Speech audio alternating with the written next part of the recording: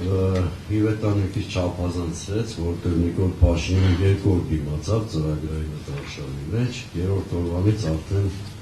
լրիվ թիրախավորումների, պիտակավորումների,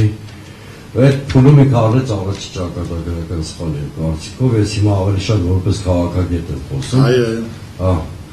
Ճակատագրական սխալը են, որ բոլորից տեղավորեց մի զամբյուղում, այսինքն նկատի ունեմ առանցքային 3 ընդդիմադիր ուժերի, տեղավորեց մի զամբյուղում, անունը դնելով պատերազմի եռագլուխ կուսակցություն, չնայած ինքը շատ է լավ գիտի, որ իրենց էլ տարբեր ենք, մեր մոտեցումներով էլ, թիմերով էլ, ծրագրերով էլ, խոսույթով էլ, այն ամենայնիվ է սխալը բերեց ինչի։ Երբ որ վարկանիշի անկում ունեցող իշխանությունը անում է նման բան, ավտոմատ դա բերում է ու ինքը թիրախավորում է նրանց էլեկտորատների բյուրեղացման ու ուժեղացմանը, ինչը շատ արագ տեղի ունեցավ եւ բոլոր 3 ուժերի շուրջ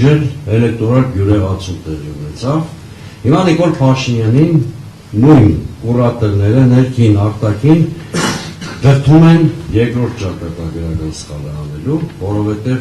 Պարոն Ծառուկյանը միանգամայն ճիշտ է, հանրային տրամադրությունները շեշտակի փոխված են։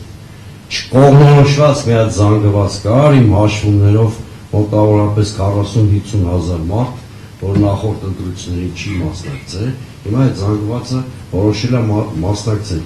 մոտիվացված է դառել։ Հիմա Նիկոլ Փաշինյանին, եթե շատ պարզ ու անկեղծ խոսանք, դրդում են մոլդովական մոդել կիրառել կամ ֆիլտրումներ անել։ Այսինքն, այդ 3 առանցքային ուժերից մեկին, գուցե 2-ին ընտրապայքարից դուրս դնել։ Հիմա հարամություն 1, հարամություն 2 պայմանական տես բաժանենք, հարամություն 1-ը նա, որ մեկին եմ փողում բանից դուրս, կամպանիայից։ Ես ուրիշների մասի չխոսամ, մեր վրա բերեմ օրինակը, կորեկտ չի մյուս ուժերի մասի խոսամ, որ իրանք մտածել են մասին ամեն։ Ուրեմն եթե հանկարծ հանգամանքները ձևավորվում են, օրինակ մենք ֆիլտրվենք, մենք ունենք պլան B եւ պլան G ունենք։ Ուրեմն մեր էլեկտորատը իմ շատ համեստ գնահատական կտան, որ չլինի ինքնագոհություն,